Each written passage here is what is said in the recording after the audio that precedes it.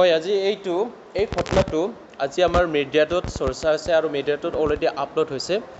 মানে ৰুচি চাংমাই শৰীৰত কিবা এটা সৰু সুৰা আঘাত পাইছিল আৰু মানে কিবা এটা অসুখ পাইছিল।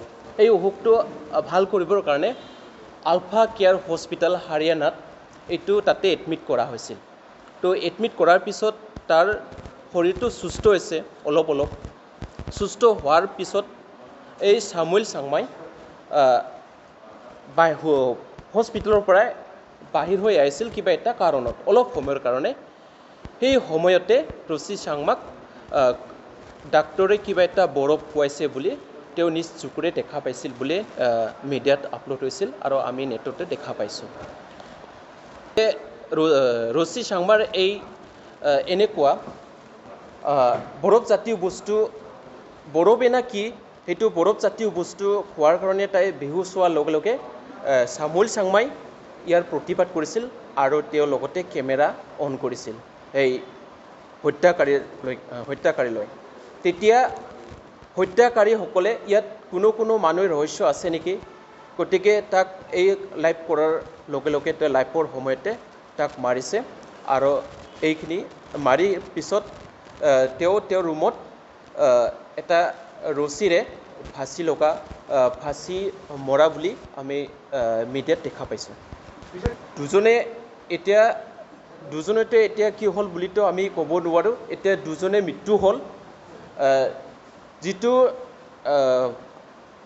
সামুৱেল চাংমাই যিটো মৃত্যুবৰণ কৰিছে, ইয়াত নিজে ছুইচাইড হোৱা নাই। তাৰমানে ইয়াত আমি কেনেকৈ নিজে ছুইচাইড হোৱা নাই বুলি কৈছোঁ, কাৰণ সামুৱেল চাংমাই নিজে ছুইচাইড হ'লে তেওঁ কোনো এটা গাঁৱত এনেকুৱা নিজক এটা আঘাত কৰিব নালাগিছিল, কাৰণ তেওঁৰ গাত একেবাৰে মানে এনেকুৱা মাৰপিট কৰাৰ, তেওঁক নিৰ্মমভাৱে হত্যা কৰাৰ দাগ চিন গোটেইখিনি শৰীৰত আছে। এতিয়ালৈকে দুজনে মৃত্যু বহন কৰিছে। আমি সন্দেহ কৰিছোঁ এইটো এটা নিৰ্মমভাৱে মাৰ্ডাৰ আৰু এইটো হত্যাই।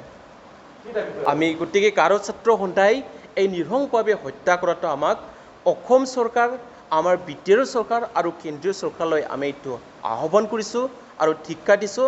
ইয়াক উচিত ন্যায় আৰু তদন্ত লাগে। ইয়াৰ ভিতৰত কি ৰহস্য হৈ আছে, ডক্টৰৰ লগত ৰহস্য আছে না কিবা এটা ডক্টৰৰ লগত ইয়াত কিবা জড়িত হৈ আছে, গতিকে ইয়াক উচিত তদন্ত আমি গাৰো ছাত্ৰ সন্থা হৈ বিচাৰিছোঁ।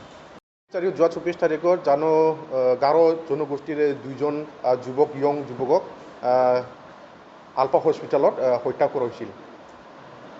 কেনেকুৱাটো অলপ অসুস্থ হৈছিল, তাৰ কাৰণে হস্পিটেলত লৈ গৈছিল। এই হস্পিটেললৈ যোৱা সময়ত সিহঁতে ট্ৰিটমেণ্টত কিবা ডক্টৰবিলাকে ইহঁতক হত্যা কৰিছে বুলি আমাৰ জনা মতে। এনেকুৱা এজনটো ইয়াৰ হস্পিটেলত কাম কৰি আছিল আৰু এজন কল চেণ্টাৰত কাম কৰি আছিল। ছোৱালীজনীৰ নামটো ৰজি চাংমা আৰু ল'ৰাৰ নামটো সামুৱেল চাংমা। আমি আমাৰ গাৰো ছাত্ৰ সন্থাৰ পৰা এইটোৱে মই দাবী জনালোঁ যে ইহঁতক ন্যায় বিচাৰ দিব লাগে, ভালকৈ তদন্ত কৰি। এইটোৱে আমাৰ ভাৰত চৰকাৰ আৰু অসম চৰকাৰৰ এইটোৱে আমাৰ অনুৰোধ।